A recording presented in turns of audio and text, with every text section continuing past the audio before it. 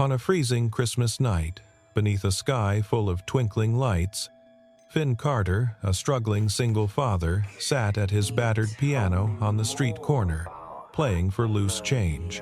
When he noticed Adelaide, a shivering homeless girl standing alone in the cold, he pulled her close and taught her first notes she would ever learn. He had no idea that somewhere in the silent crowd watching them stood a woman with tears streaming down her face. Alexandra Constance, a billionaire who had been searching for her missing daughter for 3 long years, and Adelaide was that child. The street smelled of roasted chestnuts and fresh snow. White lights, draped from lampposts, cast a golden glow over the sidewalk where Finn Carter's weathered upright piano sat like a faithful old friend. At 36 years old, Finn cut an imposing figure, tall, broad-shouldered, with calloused hands that had once played in concert halls, but now earned tips in $20 bills tucked into a coffee can. His wife had died 4 years ago from an illness that had drained their savings and left him with their daughter and a mountain of medical debt. But Finn never complained.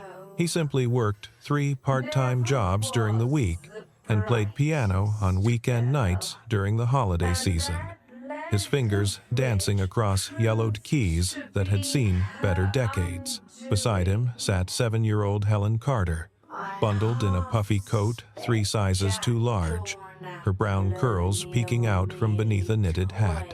She hummed along to her father's playing, her small voice carrying the melody of Silent Night into the winter air. Helen knew every song her father played by heart.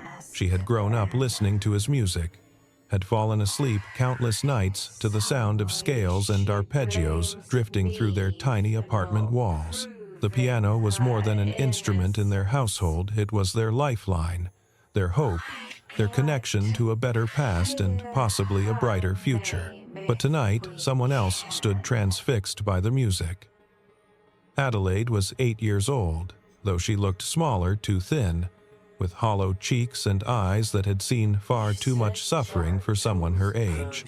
Her blonde hair hung in tangled strands around her face, and her jacket, torn at the shoulder, barely protected her from the bitter wind. She clutched a faded backpack to her chest like it was the only thing tethering her to earth.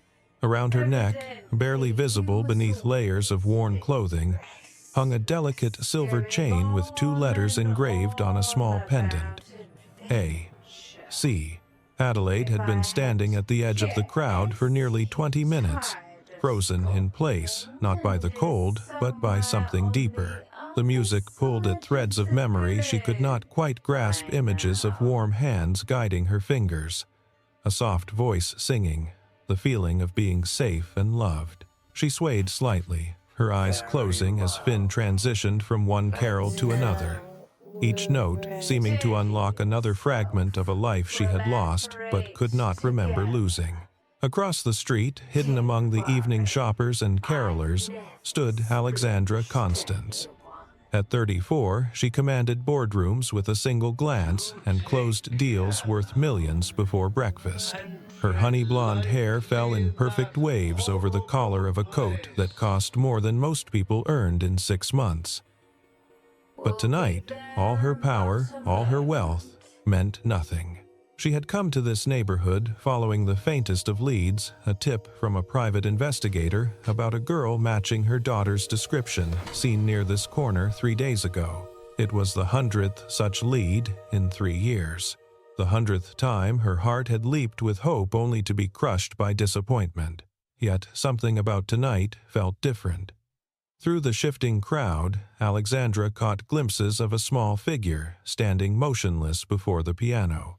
The way the girl held herself, the tilt of her head as she listened to the music it sent electricity racing down Alexandra's spine. She tried to move closer, but a group of teenagers blocked her path, laughing and recording videos on their phones. By the time she maneuvered around them, the girl had moved, disappearing behind Finn's piano. Alexandra's breath caught in her throat. Her hands trembled inside her leather gloves. This was why she kept searching. Why she could not give up, even when the police had closed the case, even when her therapist suggested she begin the grieving process. Mothers know. Somewhere deep in the marrow of their bones, mothers know when their children are near.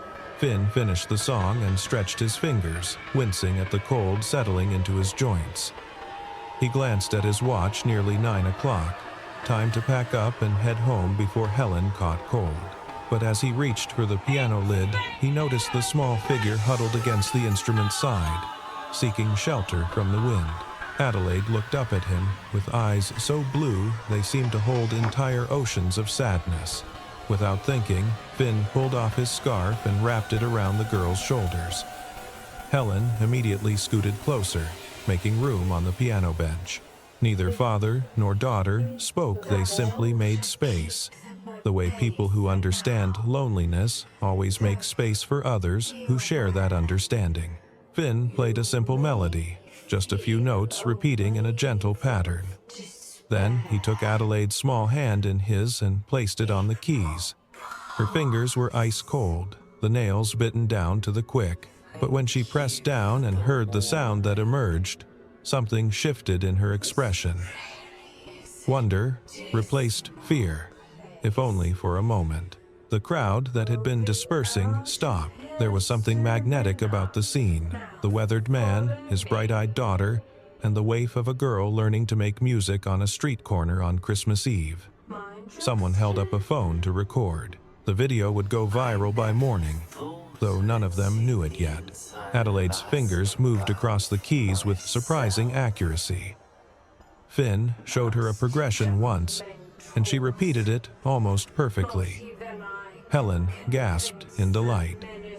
Even Finn looked startled. He had taught dozens of beginning students over the years, and none had picked up patterns so quickly. From her vantage point across the street, Alexandra felt her knees weaken. The girl's posture at the piano, the way she leaned forward slightly, the angle of her wrists, it was exactly how Alexandra herself sat when she played. More than that, it was exactly how she had positioned her daughter's hands during their lessons, back when the child was barely 3 years old, back before everything had fallen apart. Alexandra pushed forward through the crowd, her heart pounding so hard she thought it might burst through her ribs. But just as she reached the edge of the circle surrounding Finn's piano, a street vendor wheeling a cart of hot cocoa collided with a lamppost, creating a commotion. People surged forward to help, and in the chaos, Adelaide panicked at the sudden noise and movement. She darted behind Finn's bench, pressing herself against the piano's back panel. By the time Alexandra fought through to the front, Adelaide had vanished from sight. All Alexandra caught was a flash of silver at the girl's throat, a necklace, barely visible in the lamplight, and then she was gone, disappeared into the darkness beyond the circle of light. Alexandra stood frozen, her chest heaving. She had been so close, so impossibly close. Her driver appeared at her elbow, asking if she was ready to leave, and she nodded numbly, unable to speak past the lump in her throat. As she walked back to her car, she looked over her shoulder one last time. The street musician was packing up his piano, his daughter helping him cover the keys with a tarp, and the homeless girl was nowhere to be seen. Inside the car, Alexandra pulled out her phone with shaking hands and called her head of security. She rattled off instructions in a voice that surprised her with its steadiness. Review all security cameras in a 4-block radius. Find footage of the girl, trace her movements, pull traffic cam recordings. Everything. Spare no expense. Do it now. But even as she gave the orders, doubt crept in. She had followed so many dead ends. 3 years of searching had taught her that hope was both a lifeline and a torture device. Still, something about tonight. The music, the way the girl had moved, that flash of silver, it felt different. Finn had bought Adelaide a small cup of hot chocolate from his tip money. They sat together on the curb, Helen chattering happily about school, while Adelaide sipped the warm liquid in silence. When she finally spoke, her voice was barely a whisper. I remember. Someone used to teach me piano. She paused, her small face scrunching in concentration. My mom. She taught me. Finn felt his heart squeeze. He glanced at Helen, who had gone quiet, her eyes full of understanding beyond her years. They both knew what it meant to lose a mother. But where Helen had photographs and stories and memories to hold on to, this girl had only fragments, pieces of a life that had been stolen from her. "You're very talented," Finn said gently. "Your mother must have been a wonderful teacher." Adelaide nodded, clutching the hot chocolate cup like it was a treasure. She looked so small, so impossibly fragile, that Finn made a decision in that moment that would change all their lives. He could not leave her here on the street. Not tonight. Not on Christmas Eve. "Do you have somewhere safe to stay?" he asked. Adelaide's silence was answer enough, but Finn's protection had not gone unnoticed. 3 men had been watching from the shadows street thugs who made their living preying on the desperate and vulnerable. They had seen Adelaide's silver necklace catch the light. Silver meant money, and a homeless kid meant no one to report the crime. They began to follow as Finn led both girls toward the subway station. Finn caught the movement in his peripheral vision, 3 shapes detaching from a doorway, moving with purpose. His military father had taught him to recognize danger, to trust his instincts when something felt wrong. He quickened his pace, putting himself between the men and the children. The confrontation happened fast. One of the thugs grabbed for Adelaide's backpack. Finn spun, catching the man's wrist and twisting hard. Years of construction work and hauling piano parts had made him stronger than he looked. The thug yelped and stumbled back. "Touch her again, and you'll regret it," Finn said quietly, his voice carrying a warning that made the men pause. They backed off, muttering threats, but they did not leave. They melted into the shadows, waiting, watching. Adelaide's hand found Finn's and gripped it so tightly her knuckles turned white. In that moment, something shifted between them. A bond forged not by blood, but by a recognition of shared humanity. By the simple act of one person choosing to protect another when no one else would. Back in her penthouse, Alexandra sat in her daughter's nursery, a room she had left untouched for 3 years. She played the street musician's video over and over on her phone, zooming in on the little girl's face, trying to see past the dirt and hunger to find the baby she had lost. The video quality was poor, the angle wrong, the lighting terrible. But every time she watched the girl's hands move across those piano keys, every time she saw that unconscious grace, that natural musicality, Alexandra's certainty grew. She pulled up another video on her tablet home footage from 5 years ago. In it, a 3-year-old sat at a grand piano, her chubby fingers pressing keys while Alexandra guided her from behind. The resemblance was there, in the posture, in the concentration, in the way the child tilted her head to listen to each note. Alexandra pressed a hand to her mouth, trying to hold back sobs. Her assistant had warned her against getting her hopes up again, had reminded her of all the false leads, all the dead ends. But this felt different. This felt real. She called her investigator back. "Find me everything about that piano player. Where he lives, where he works, where he goes. And find that girl. She is out there somewhere, and I need to know she is safe." Finn's apartment was more of a glorified storage closet than a home 1-bedroom that he had given to Helen. A pull-out couch for himself, a kitchenette barely large enough for a hot plate and mini fridge. But it was clean and warm, and tonight it sheltered 3 instead of 2. Adelaide had fallen asleep almost immediately, curled up on the couch with Helen's stuffed bear tucked under her chin. Helen insisted on giving the girl her own pillow and warmest blanket. Now both children slept while Finn sat at the small table, his head in his hands, trying to figure out what to do. He could call child services in the morning. That was the logical choice, the responsible choice. But something stopped him. Adelaide had cried in her sleep earlier, whimpering words Finn could not make out. Whatever she had been through, whatever had landed her on the streets, it had left deep scars. Throwing her into the system felt like another betrayal, another loss in a life that had already stolen too much from her. Helen appeared in her pajamas, rubbing her eyes. She climbed into her father's lap like she used to when she was smaller, before cancer took her mother and forced her to grow up too fast. "She needs us, Dad," Helen whispered. "Just like I needed you when Mom died." Finn kissed the top of his daughter's head, blinking back tears. Sometimes children understood the world better than adults. Sometimes they saw straight to the heart of what mattered. "I know, sweetheart. I know." The next morning, Finn made pancakes with the last of his flour and syrup. Adelaide woke slowly, disoriented, her eyes wide with fear until she saw Helen sitting beside her, chattering about school and her favorite cartoons. The fear faded, replaced by cautious hope. After breakfast, Finn suggested they go back to the piano. He wanted to test something, a theory that had kept him awake most of the night. He set up the piano on the corner and began to play a melody he had never performed publicly before, something he had heard years ago at a music camp. A delicate piece supposedly composed by a young woman for her infant daughter. Adelaide's reaction was immediate. Her hands moved to the keys, and she began to play the second part of the duet, the child's response to the mother's call, note for note, perfectly, as if the music had been imprinted on her soul.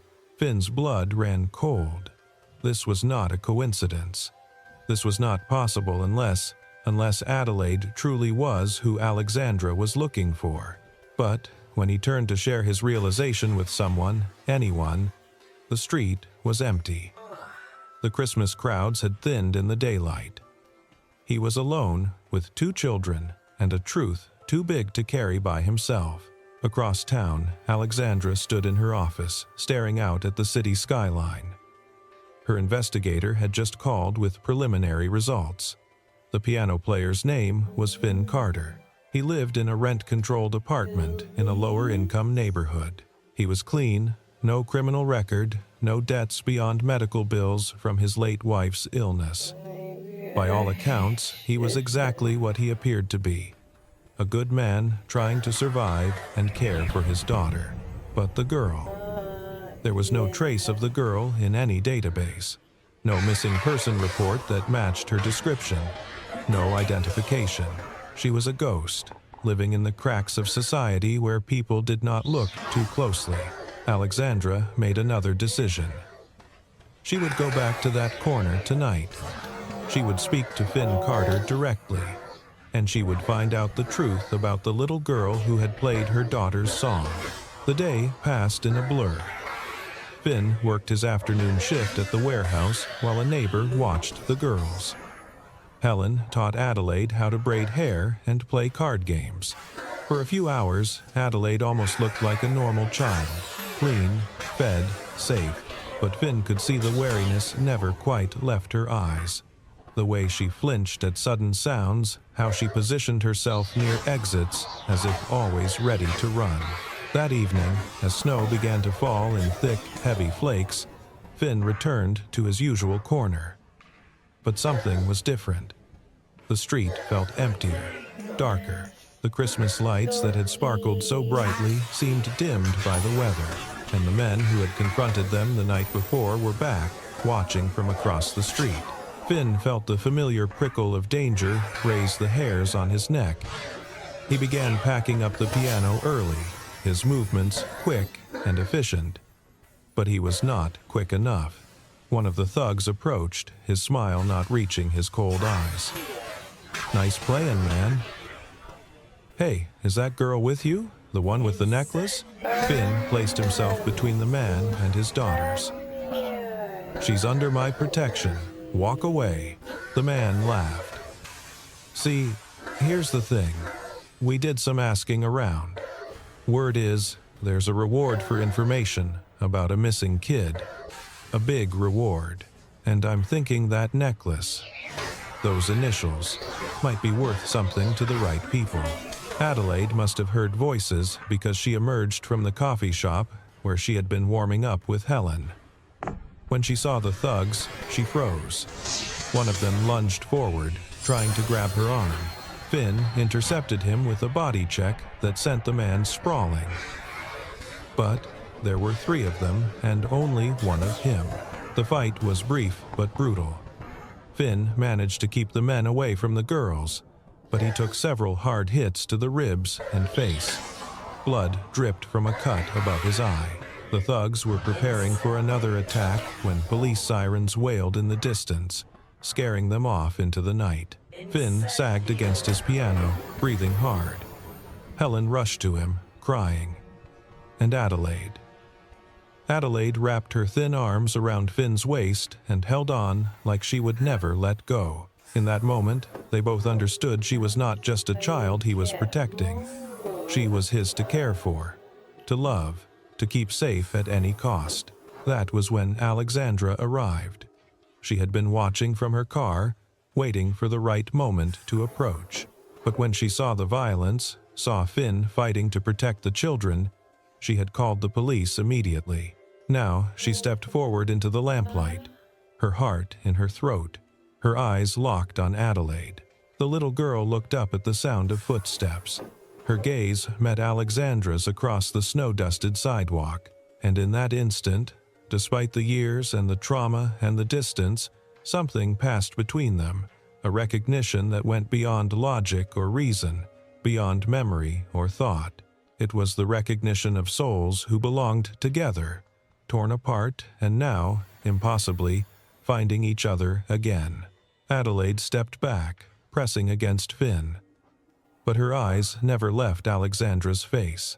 She seemed caught between 2 impossibilities, the pull toward someone who felt like home and the fear of what that home had once cost her. Alexandra sank to her knees in the snow, not caring about her expensive coat or the people watching or anything except this moment. Her voice, when she spoke, shook with the weight of 3 years of grief and hope and desperate love. Baby, I have been looking for you everywhere. I never stopped searching, not for one single day. Adelaide's small face crumpled. Tears streamed down her cheeks. And then she whispered one word, so quietly Finn almost did not hear it. Mama. The world seemed to stop. Even the snow paused in midair. Alexandra reached out with trembling hands, and Adelaide took one hesitant step forward. Then another. Then she was running, throwing herself into her mother's arms, and they were both sobbing, holding each other like they could merge back into one being if they just held tight enough. Helen cried too, happy tears, while Finn watched with his own eyes burning. He had known, somehow, that this moment would come, but he had not expected it to feel like joy and grief tangled together, like winning and losing all at once. Alexandra looked up at Finn over Adelaide's shoulder. "Thank you," she mouthed, the words insufficient but all she could manage. "Thank you for protecting her. Thank you for finding her when I could not. Thank you for giving her back to me." But even as mother and daughter reunited, danger still circled in the shadows. The thugs had not given up, they had simply regrouped. And now, seeing the expensive car, the well-dressed woman, they understood they had stumbled onto something much bigger than a silver necklace. They were looking at a potential ransom worth millions. The attack came without warning. 2 men grabbed Adelaide from behind, yanking her away from Alexandra with such force the woman fell backward into the snow. The 3rd man knocked Finn down before he could react, his earlier injuries slowing his response. Adelaide screamed, fighting against her captors with surprising strength. But she was 8 years old and malnourished, no match for grown men motivated by greed. They dragged her toward a van parked at the end of the block. Finn struggled to his feet, blood streaming from his reopened cut. Every part of his body screamed in protest, but he ran anyway. He had not protected this child just to lose her now. Not to violence, not to evil, not while he still had breath in his body. The van door slammed shut. Finn reached it just as the engine roared to life. He grabbed the door handle and held on, his feet dragging through the snow as the vehicle lurched forward. The driver swerved, trying to shake him off, but Finn's grip, strengthened by years of manual labor, did not falter. Inside the van, Adelaide was screaming his name. Finn pulled himself up to the window. He could see her frightened face pressed against the glass, could see the men surrounding her. Rage, unlike anything he had ever felt, surged through him. These men had tried to steal a child who had already lost everything. They had tried to destroy a reunion 3 years in the making. The van stopped suddenly at a red light. Finn used the moment to smash his elbow through the back window. Glass exploded inward. He reached through, unlocking the door from the inside. The kidnappers lunged at him, but Finn was fighting with the strength of desperate love now, the kind of strength that makes ordinary people do extraordinary things. He got the door open and pulled Adelaide out just as police cars, finally responding to Alexandra's frantic calls, screeched to a halt around them. Officers poured out, weapons drawn, shouting commands. The thugs had no choice but to surrender. Finn sank to his knees in the street, Adelaide safe in his arms. Blood dripped onto the snow from his various wounds, painting crimson patterns on the white canvas. He was shaking, the adrenaline finally wearing off, replaced by bone-deep exhaustion and the awareness of how close they had come to losing everything. Alexandra reached them, Helen at her side. The 4 of them huddled together in the falling snow, while police took statements and paramedics checked Finn's injuries. And somehow, in that moment of chaos and sirens and flashing lights, something settled into place. 4 people who had been broken and scattered found themselves fitting together like pieces of a puzzle that finally made sense. 3 weeks later, on a quiet evening just after New Year's, Finn stood in the doorway of a mansion that looked like something from a movie. Alexandra had invited him and Helen to dinner. But as he stared at the marble floors and crystal chandeliers, he wondered if he had made a terrible mistake in accepting. He did not belong in places like this. He was a man who fixed things with his hands, who had calluses and scars and clothes from discount stores. But then Adelaide appeared at the top of the grand staircase, and all his doubts evaporated. She flew down the steps and launched herself at him with the uninhibited joy of a child who had finally learned it was safe to love freely. Behind her came Helen, equally delighted, the 2 girls already inseparable as sisters. Over dinner, Alexandra explained her proposal. She wanted to hire Finn to direct a new music program. She was funding an initiative to teach piano to underprivileged children, kids who had fallen through society's cracks the way Adelaide almost had. The salary was more than Finn had earned in the past 5 years combined. It would mean stability, security, a real home for Helen. But more than that, it would mean Adelaide would have him in her life, not as a replacement for her mother, but as another person who loved her unconditionally, who had proven he would fight for her, protect her, sacrifice for her. Finn looked at Alexandra across the mahogany table. He saw not the billionaire CEO, but a mother who understood what he understood, that family was not always about blood. Sometimes it was about choice, about the people who showed up when it mattered most. "I accept," he said simply. Adelaide cheered. Helen hugged her new friend, and Alexandra smiled with an expression of peace Finn suspected she had not worn in years. Later that evening, they all gathered in Alexandra's music room. A beautiful grand piano sat in the center, the same instrument Adelaide had learned to play as a toddler. Snow fell softly outside the floor-to-ceiling windows, creating a scene of perfect winter stillness. Adelaide climbed onto the piano bench and patted the space beside her. "Come on, Dad," she said to Finn.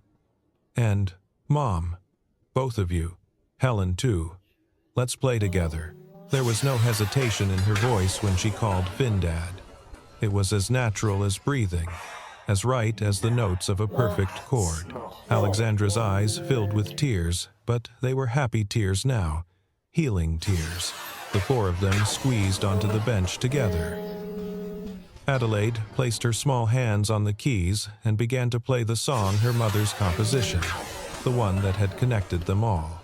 But this time, they all played together, creating something new from pieces of their broken pasts. Outside, the city lights of Manhattan sparkled like earthbound stars. Inside, a family that had been scattered by tragedy and loss and terrible circumstances had found its way back together. Not the same family as before, but something different. Something perhaps even more beautiful because it had been chosen rather than assumed. Earned through sacrifice and love rather than simply inherited. Finn glanced around at the three females who had become his world, his daughter Helen, growing up strong and kind despite the hardships they had faced. Adelaide, healing more each day, her smile coming more easily now that she had both a mother and a father figure to anchor her. And Alexandra, no longer the ice-cold CEO, but a woman softened by gratitude and hope. This was not the life Finn had planned, not the future he had imagined during those dark days after his wife's death, when he had wondered how he would survive, how he would give Helen any kind of decent childhood. But standing here in this moment, with these people, he understood something profound. Sometimes life does not give you what you want. Instead, it gives you what you need, delivered in the most unexpected packages. The song ended. The four of them sat in comfortable silence, their shoulders touching, their breathing synchronized. Outside, church bells rang, marking the hour. But here, in this room, time felt suspended, as if the universe itself was acknowledging the miracle of what had transpired. Adelaide turned to look at each of them in turn, her mother, who had never stopped searching, her sister, who had welcomed her with open arms, and the man who had taught her piano on a frozen street corner and then risked everything to keep her safe. "I love you all," she said with the simple honesty of childhood. "We are a family now, a real family." And she was right. Against all odds, in defiance of logic and expectation, they had become exactly that, a family forged not in comfort but in crisis, not in normalcy but in the extraordinary moment when four lost souls recognized each other and chose to hold on. The snow continued to fall outside, blanketing the city in white. Inside, warmth and music and love filled the spaces that had been empty for far too long. This was not an ending, they all understood. It was a beginning, the first chapter of a story about finding home in the most unexpected places, about discovering that family can be built as well as born, about learning that sometimes the greatest treasures in life come disguised as strangers standing in the cold, waiting for someone to see them, to choose them, to love them. And so they stayed there together. Four people who had every reason to give up, but had instead held on, had kept searching, had believed in the possibility of miracle. As Adelaide played another song and Helen sang along and Alexandra and Finn smiled at each other in shared understanding, a new tradition was born, one of music and togetherness and the unshakable knowledge that they had all, finally, come home.